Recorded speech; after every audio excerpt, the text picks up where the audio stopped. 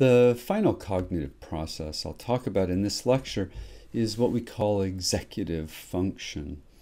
And executive function, as its name implies, is a function that in a way is responsible for organizing and controlling other primary cognitive functions, such as memory and attention and aspects of logic and reasoning. You'll find certainly consistent themes amongst different authors in terms of defining executive function, but you'll also find a fair amount of variability in terms of the actual components that make up executive function. According to Murray and Clark, you have their definition here, and the commonly described components of executive function, such as planning. And actually, let me take a step back. Let's put it into practical terms, because an executive function is incredibly important. Anytime you choose to do any activity.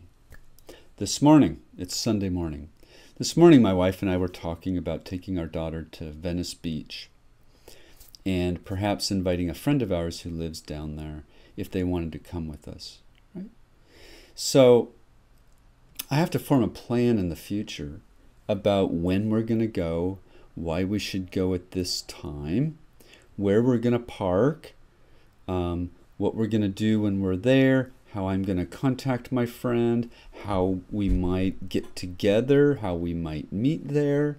So you can see that it's even something as simple as that is kind of complex and requires organization, attention, creating solutions in one's mind and choosing out of the different solutions which is the best way to go, which is the best way to do this.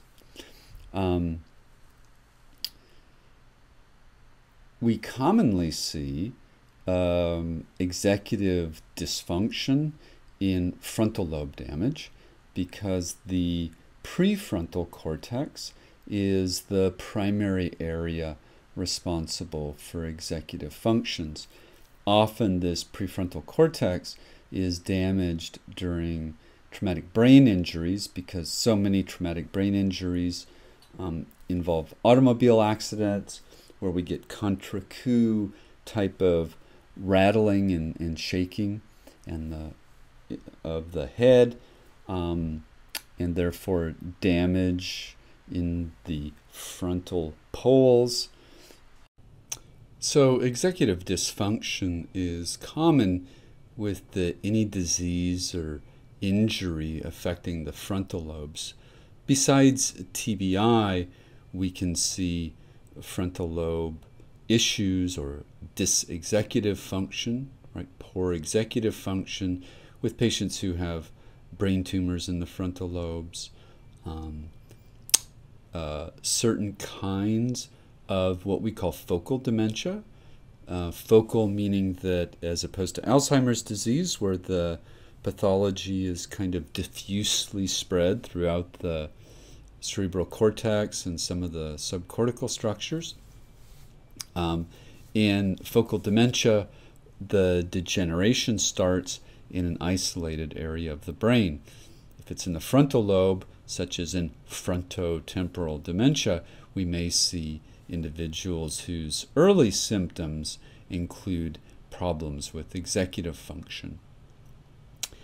On the page here, you have some of the different components that the Murray and Clark has laid out for executive function, and they have described them fairly well. I'm just going to comment on some of these. So planning involves strategic thinking besides just ordering things. Organization involves categorizing, does involve ordering in terms of ordering things in a temporal fashion or a hierarchical fashion, whatever makes sense to address the problem that we're concerned with. Inhibition is our ability to not do a behavior, to stop ourselves from doing something. And that can be something as basic as stopping ourselves from expressing an emotion when it may not be the right time to do that, or not doing it, expressing it as strongly as we may be feeling it. And this problem with this issue with inhibition is a problem for people with TBI often. And so you'll see people who, since their injury, have emotional outbursts that they don't feel like they can control. Substance abuse is common in TBI because they have difficulty controlling those impulses, particularly if they have a history of that behavior. And not a lot, but many individuals with TBI do have a history of substance abuse because that's how they got into their accident. Cognitive flexibility refers to the ability to alter a plan when it's not working, right? So if, let's say, we go back to this trip to Venice Beach to meet friends and do things, if somewhere in the course of going there something happens so that now my original plan isn't going to work, well, I'm able to flexibly come up with an alternate solution to make it work. Problem solving, I think we all know what that is. The thing to remember is problem solving is also what I would call generative thinking, right? In other words, when we have a problem before us, we often generate multiple potential solutions. So that's generative thinking. It's creative. And then we compare them, and then we choose the right one. Finally, self-monitoring is the ability to, as we're going through and executing our plan, is to monitor that everything is going the way that we think it should be. And if there's an error or a problem, stopping and fixing it before things start to unravel. An example of an executive function task that is commonly given in acute settings, right? So to people who are in the hospital. So this is kind of a screening task of executive function. And it's a fairly simple one, but you will see people struggle with this. And that is to bring a deck of cards with you. And when I was working in the hospital, I often had a deck of cards in my bag that I carried around with me. Take the deck of cards, pull 2 cards out of the deck, hand the deck to the patient and say, okay, tell me which 2 cards are missing. You and I would automatically, kind of and fairly easily, devise an organized plan of attack, which would be to separate the cards by suit, and then within suit to order them hierarchically: ace, king, queen, jack, etc. Okay? And then once we put all the cards down, we'd go through each of the 4 lines and see which ones are missing. What you'll sometimes see people with frontal lobe damage and executive function problems do is sometimes they'll just take the deck of cards and they'll just start looking through them, right?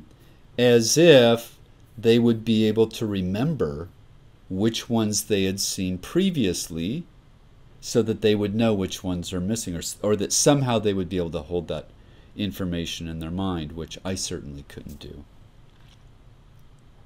Another thing you might see is that people will roughly put them down. They'll put them down in, let's say they will put them down in suits, but they won't put them down in hierarchical order. They'll just put all the clubs with the clubs, but they'll be out of order. There'll be a 2 of clubs, and then a queen of clubs, and then a 5 of clubs, right? And of course, that makes, when it comes time to figure out which one is missing, makes it really hard, almost maybe impossible. you'll see a lot of self-monitoring issues. So individuals, may put a spade in the line of clubs, or a heart in with diamonds, and may do this multiple times and not catch it, or may put some items out of order and then not catch it. And when all the cards are down and they have to look at what they've done, because of those errors, it makes it very hard for them to determine which items are missing.